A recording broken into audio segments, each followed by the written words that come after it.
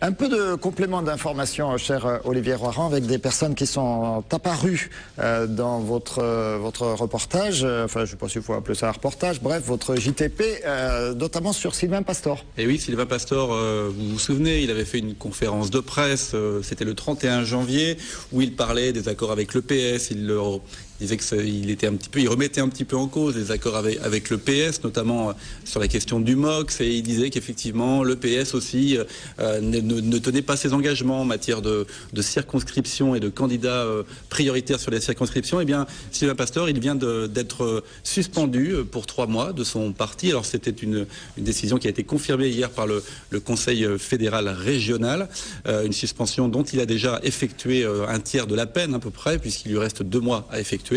Mais il reste suspendu effectivement pour ces déclarations qu'il avait faites, notamment sur TV Sud le 31 janvier dernier.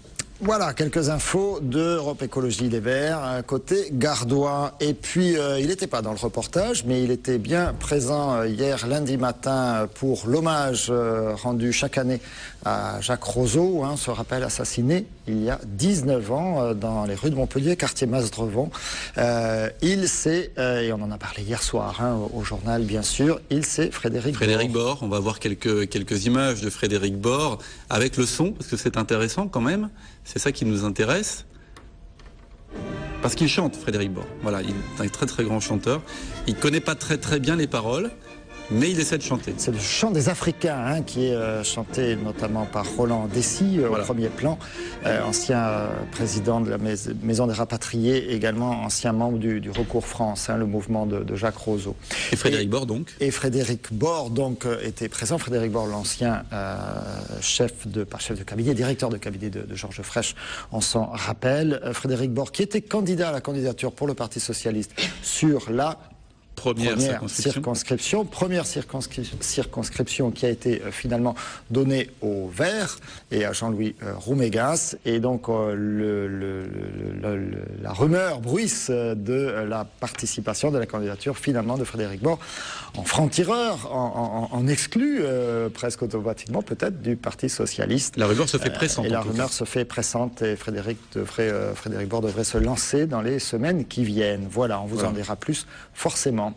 Bien, on passe quand même à notre invité. Notre invité, allez, on arrête avec le suspense. Et alors juste encore un mot, le public arrive, qu'est-ce qu'on fait On t'a dit que le public arrivait? Oui, le public était là. On va les faire rentrer à la pause. À la pause, d'accord, le public à la pause, à la pause. Anne-Yvonne Le Dain, c'est à Anne-Yvonne Le Dain, candidate donc socialiste sur la 2e circonscription de l'Hérault. On le disait tout à l'heure, un lancement de campagne après une investiture hier soir.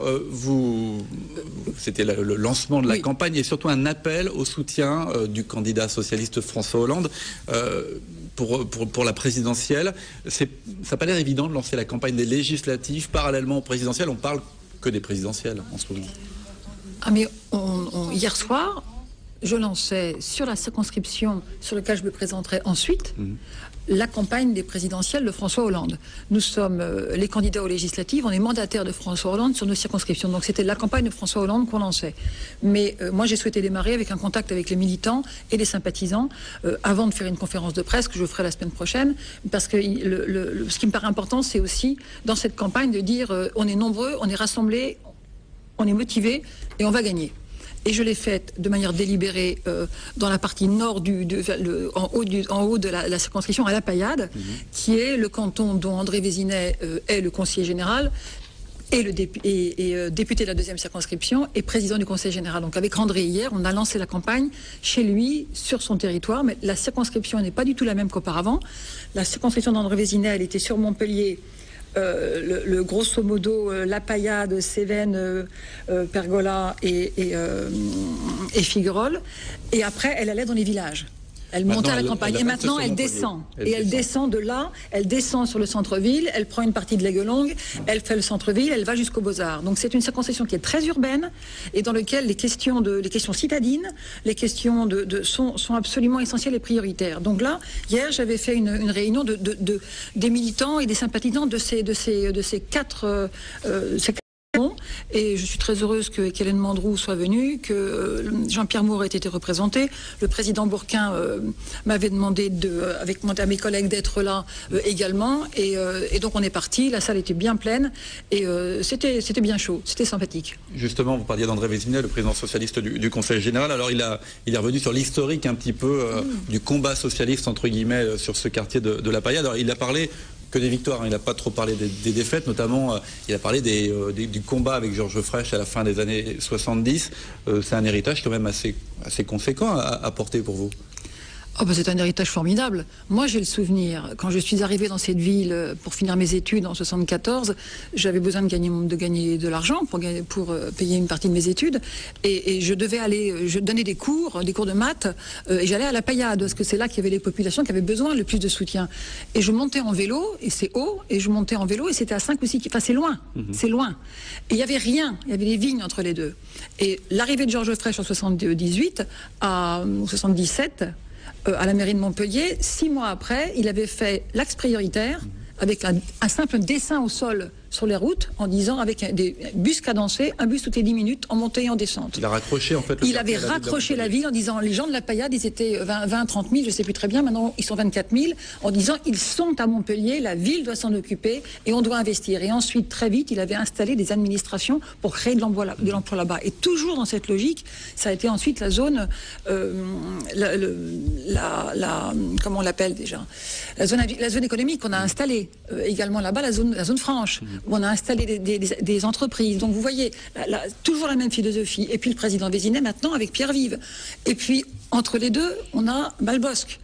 Donc là, on est cette espèce de système qui avait été fait pour accueillir les rapatriés à la fin, au début des années 60, sur les terres de Sophie Desmarais, récemment décédée, qui avait vendu ses parcelles à la mairie de Montpellier et qui avait construit donc un endroit loin de tout où on mettait grosso modo les rapatriés, les pauvres. Eh bien, Georges Frêche, très vite, a voulu que ce soit une zone urbaine, une zone de croissance de la ville et une zone dans laquelle il y avait de l'activité économique. Et ça, c'est complètement essentiel. Et moi, je suis dans cette dynamique-là. Sur quelle thématique, justement, vous partez sur cette circonscription? D'abord pour le combat pour les présidentielles, hein, il y a eu une dénonciation assez forte de Nicolas Sarkozy et de l'UMP hier soir. Hein, vous êtes allé franchement contre le président sortant. Hein, et quelle thématique justement? Vous êtes dans un quartier, comme on dit, hein, qui n'est pas forcément sensible, mais non, moi, voilà. La politique de la ville, on entend moins parler dans cette campagne. La politique de la ville a été quand même beaucoup délabrée. Depuis 5 ans, M. Borloo avait annoncé notamment au Petit Bar, par exemple, hein, une rénovation lourde du Petit Bar, on l'attend encore. On l'attend encore. Il y a, sur le Petit Bar, il y a 811, c'est une copropriété. Ce n'est pas du logement social, c'est une copropriété. Il y a 811 logements. Les choses sont quasiment en stase. Les collectivités font ce qu'ils peuvent. Je voudrais rappeler que l'État, en matière de logement social, a supprimé 130 millions d'euros au budget 2012 de la France. Donc, c'est plombé le logement social. Mais le Petit Bar, c'est pas du logement social, c'est de la rénovation urbaine. L'ANRU, c'est l'Agence nationale de rénovation urbaine, on a du mal à voir comment ça se déploie. Donc les choses ont été arrêtées. Le président Frêche avait commencé un travail de longue haleine en rachetant progressivement les appartements de manière à ce que le ACM et Hérohabitat puissent devenir propriétaires, prendre une majorité de la copropriété pour ensuite imposer dans les assemblées générales de majorité les rénovations nécessaires et les changements nécessaires. Ça a été interrompu complètement par la politique de Jean-Louis Borloo et maintenant on est en stase. Donc moi je voudrais aussi dire que le logement c'est quelque chose qui est pour les gens absolument essentiel. Et moi, ma campagne, la campagne des présidents, j'entends bien le président François Hollande sur l'éducation, le logement, la santé. N'oubliez pas qu'on a 4 millions de Français qui n'ont pas de mutuelle. Ça c'est dramatique. N'oubliez pas que, je voulais vous le dire, en quelques années, je crois que c'est entre 2005 et 2011, les taxes sur les mutuelles ont été multipliées par 5. Aujourd'hui, il y a 5 ans, un chiffre, une famille française payait 35 € par personne et par famille pour avoir une mutuelle. Aujourd'hui, ils payent 50 €. Vous imaginez une famille de 4 personnes, ça fait 200 € par mois. C'est des sommes considérables. Quand vous avez... Madame voilà. Leder, on comprend hein, que vous avez des arguments contre Nicolas Sarkozy, vous en manquez pas. C'est pour la France, hein. C'est pour la France et les Français. Un mot pour terminer de Philippe Sorel, votre suppléant. Alors, c'est une position visiblement qui lui convient plutôt bien. On va écouter ce qu'il disait hier pendant sa prise de parole justement à cette réunion. Écoutez. Comment voulez-vous que je ne m'intéresse pas à cette élection qui concerne la moitié de la ville de Montpellier?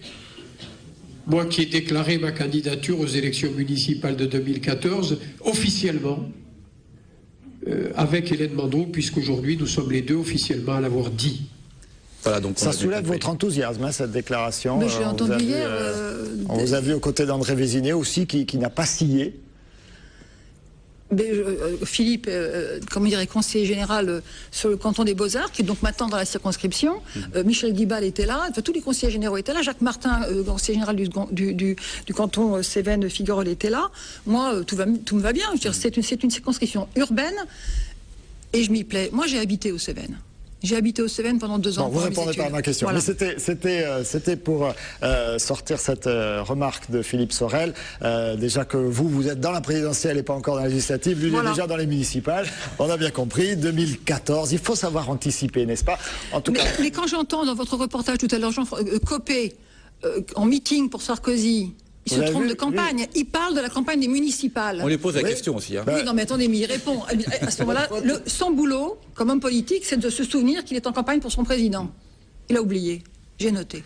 Et c'est une remarque que vous faites également pour Philippe Sorel? Philippe Sorel a dit le plus grand bien de cette campagne qui démarre. D'accord. Merci Yannick Bonneland. Restez avec nous. On marque une courte pause. On se retrouve avec le TV Sud Comedy Club et son public enfin qui est là. À tout de suite.